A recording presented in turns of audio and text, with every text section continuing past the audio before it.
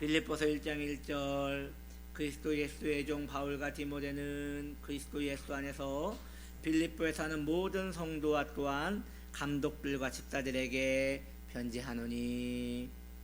오늘 빌립보의 배경, 빌립보서의 배경 10번째입니다. 간수는 사탄에게 속아서 자결하려 하였습니다. 사탄은 이처럼 사람들의 생각에 역사하는 영인 것입니다. 바울과 실라는 간수의 자결을 막았어요. 간수는 이 놀라운 두 사람이 보통 사람이 아님을 알았던 것입니다. 그리고 이 기적같이 옥문을 열게 한 이 지진도 사실 이 두 사람 때문에 일어난 것임을 알았던 것이지요. 간수는 직감적으로 알았을 것입니다. 이 두 사람에게는 죄가 없구나. 하나님과 함께하는 이 두 사람을 만났을 때 간수는 이미 초월적인 세계와 만나게 된 것이에요. 간수는 무엇인가 홀린 듯이 엄청난 두려움을 느꼈을 것입니다. 자신이 지금껏 한 번도 경험해보지 못한 경건한 두려움이 그의 영혼을 사로잡았을 것이에요. 하나님의 존재하심과 그 앞에 있는 자신, 초라한 자신, 부끄러운 자신, 너무도 절망적인 자신을 그 신비한 관계 가운데 느끼게 된 것이지요. 그때 간수는 두 사람 앞에 무릎을 꿇고 엎드립니다. 꼭 베드로가 엄청난 고깃대를 잡은 후에 예수님 앞에 엎드렸던 것 말이지요. 베드로도 처음에는 예수님을 그저 흔한 랍비 정도로만 알았어요. 그런데 예수님이 저편에 그물을 던지라 라고 했을 때 베드로가 그물을 던져 수많은 물고기를 잡았을 때 베드로는 신이 나서 즐거웠던 것이 아니라 그때 엄청난 경외감을 느끼고 예수 그리스도께 엎드려 주여 나를 떠나소서, 분명 랍비였는데 이젠 주님이라고 합니다. 주여 나를 떠나소서, 나는 죄인이로소이다, 나는 죄인이로소이다 라고 하며 하나님 앞에 경배함과 경외함을 보였던 것처럼 이 간수도 이 신비한 역사, 옥문이 열리고 이 두 사람이 도망가지 않고 그리고 그가 어떻게 해야 하는가 라고 할 때 바울과 실라가 너는 이제 하나님을 믿으라 라고 하는 그 음성에 납작 엎드려서 경외함을 보인 것입니다. 그러면서 이 두 사람 앞에 이 간수는 질문을 합니다. 선생님들이여, 내가 어떻게 하여야 구원을 얻으리이까? 선생님이여, 내가 어떻게 해야 구원을 얻으리이까? 여러분이요, 모든 인간들은 이 질문을 해야 하는 것이에요. 모든 인간은 이 질문을 해야 하고 그 질문에 답을 들어야 합니다.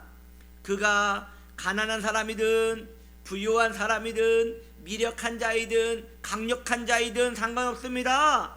모든 인간은 이 질문에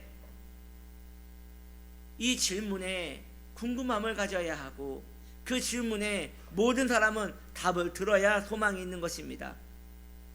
여러분이요, 구원을 어떻게 해야 받을 수 있는 것입니까?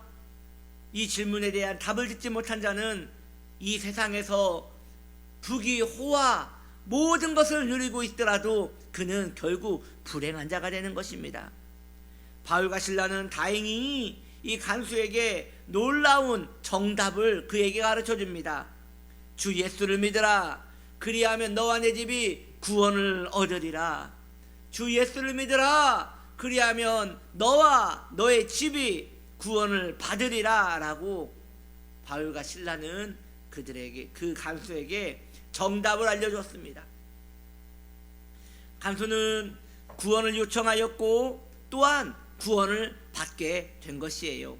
참으로 인생은 한치 앞을 모르는 것 아니겠습니까? 간수는 방금 사탄에게 속아서 자결하려 하였습니다. 그때 간수가 자결하였다면 아무것도 보지 못하고 그는 지옥에 갔을 것이에요. 아주 조금만 늦었어도 사탄은 그 목적대로 그 간수에게 행했을 것입니다. 사탄이 이겼을 것이에요. 사탄이 이 공중권세 잡은 자가 간수의 영혼을 지옥으로 끌고 가 그의 영혼을 영원히 사로잡았을 것입니다. 이 불쌍한 영혼을 자신의 소유로 삼았을 것입니다. 그러나 이 위급한 상황에 이 간수는 오히려 구원을 받았습니다. 그가 이러한 일을 만나지 않고 그 시간에 바울과 실라가 그 감옥에 있지 않았다면 그는 평생 예수 그리스도를 모르고 이 세상에서 편안하게 살다가 자기 일을 편안하게 하고 살다가 편안하게 멸망받을 수 있었던 사람이에요. 그런데 이 극적인 상황을 만나고 이 감당하지 못한 이 두려운 상황을 만났는데 거기에 또 다른 하나님의 선물이 숨겨져 있어서 그 영혼은 구원을 받은 것입니다. 여러분이요, 인생의 가장 큰 행복은 예수를 믿는 것입니다. 인생의 가장 큰 행복은 예수를 믿는 것입니다. 예수를 믿는 것이 가장 큰 행복입니다. 그런데 이것이 우리에게 또 문제가 돼요. 이것이 우리에게 참 고심이 돼요. 저는 방금 말씀드렸습니다. 예수 믿는 게 가장 큰 행복이라고 말입니다. 그런데 저와 여러분이 알다시피, 너무도 잘 알다시피 예수 믿는 사람이 행복하지 않아요. 저는 방금 말씀드렸잖아요. 예수 믿는 게 가장 큰 행복이라고. 그런데 막상 예수를 믿고 있는 분들을 보면 행복하지 않은 것이에요. 꼭 단계인 것이지요. 1단계를 통과하면 2단계를 가야 하고 2단계를 통과하면 3단계를 가야 하는 것처럼 많은 신앙인들이 이제 예수를 믿었으면 행복해야 하는데 이제 예수를 믿고 안 행복하다면 그 다음 단계를 가야 하고 그 다음 단계를 가야 하고 그 다음 단계를 가야 하는 것입니다. 여러분이요, 이것은 신앙의 깊은 오류에 빠진 것입니다. 우리가 지금 다른 길을 가고 있는 것이에요. 우리가 다른 진리를 파고 있기 때문에 이러한 힘든 상황 가운데 거하고 있는 것이에요. 많은 부분에서 내려놔야 합니다. 많은 부분에서 마음을 내려놓고 자신을 다시 한번 겸허히 바라봐야 하는 것이에요. 왜 예수 믿었는데 행복하지 않은 것입니까? 방금 저는 여러분들에게 예수 믿는 게 가장 큰 행복입니다 라고 했을 때 여러분들은 실제로든 마음속으로든 아멘이라고 인정했을 것입니다. 그런데 그 행복이 왜 종류가 다른 것입니까? 예수 믿고 행복한 것이 있고 예수 믿은 다음에 또 다른 걸 해야지 행복한 것이 있다면 그 행복은 잘못된 것이 아닙니까? 주 예수를 믿으라, 그리하면 너와 내 집이 구원을 받으리라. 아멘, 이것만이 나에게 가장 큰 행복입니다 라고 부여잡았다면 이제 그걸로 만족하며 그것으로 내 인생은 충분한 보상을 받았구나 라고 하며 자족하는 마음을 가져야 하는데, 그 외에 우리는 또 다른 것들을 많이 소망하기 때문에 그로 인하여 상대적인 박탈감을 느끼고 그로 인하여 섭섭함을 느끼며 신앙의 기력이 쇠하여지고 신앙의 침체가 다가오며 이제 예수 믿는 것은 별것이 아니라는 것처럼 흘러가게 되는 것이에요. 여러분이요, 그렇게 되면 신앙은 힘이 없어집니다. 신앙은 아무런 매력이 없어집니다. 그런 매력 없는 신앙생활, 그저 교회만 왔다 갔다 하는 신앙생활이라면 너무나 또 불행한 것 아니겠습니까? 그러므로 나 자신이 구원을 받았다는 그 행복감, 이것으로 여러분 충만한 기쁨을 누리시기를 바랍니다. 그 충만한 기쁨이 없을 때에 그것을 찾기 위하여 마음을 쓰셔야 합니다. 자, 나 자신이 구원을 받았다는 것은 내 가족도 구원을 받았다고 그 강한 압력이 수반되고 있습니다. 지금 바울이 말하고 있지 않습니까? 주 예수를 믿으라, 너도 구원받고 너의 가족도 구원을 받으리라고 하지 않았습니까? 이것은 강한 압력이 이 복음 안에 수반되어 있는 것이에요. 이것은 먼저 구원받은 자의 거대한 책임이며 마땅한 의무가 되는 것입니다. 여러분이 구원을 받았다면 가족 구원에 최선을 다하셔야 합니다. 그 일이 이루어지기 전까지 여러분이요, 기도를 멈추지 마시고 거기에 마음이 향하는 일에 대하여 이것을 받아들이셔야 합니다. 그러면 그 간수에게 임한 구원의 은총이 여러분과 여러분의 가족들에게 임할 것이라고 확신합니다. 다음 주부터 우리 교회는 특세입니다. 새벽에 나와서 여러분의 가족의 이름을 부르십시오. 하나님의 귀에 여러분의 가족의 이름이 들려지게 하십시오. 이것은 매우 중요한 기도입니다. 이것은 매우 강력한 의무입니다. 그렇게 하나님의 손에 우리의 가족을 자주 인계해 드려야 합니다. 다음 주 특세 때에 이 성전에 여러분의 가족의 이름들이 불려지기를 소망합니다. 그 간수는 그와 그의 가족이 구원을 받았습니다.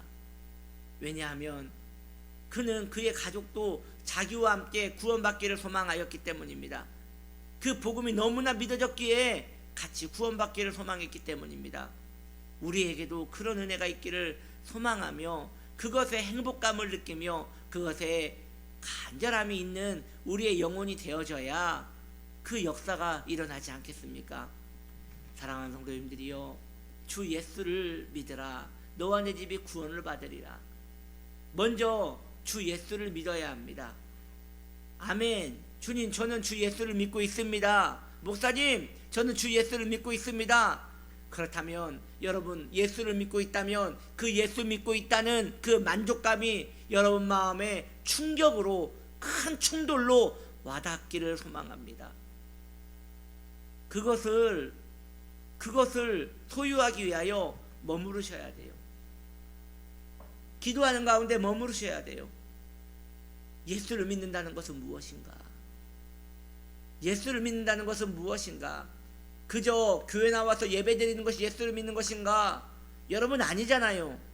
예수를 믿는다는 것은 인격적으로 내가 그분 앞에 복종하는 것입니다. 예수를 믿는다는 것은 내가 그분 앞에 나아가 내 삶을, 내 무거운 짐을 맡겨드리고 이제 그분의 소유가 되어 내가 가벼이 사는 것입니다. 그러한 일들이 지금 내 삶에 일어나고 있는지 생각해 보십시오. 그러면 그것이 예수 믿는 것이 되는 것입니다. 그리고 그러한 자에게는 거룩한 의무가 수반되는데 바로 가족 구원입니다. 그렇게 이어지고 복음이 확장되는 은총이 있기를 예수님의 이름으로 축복합니다. 기도합시다.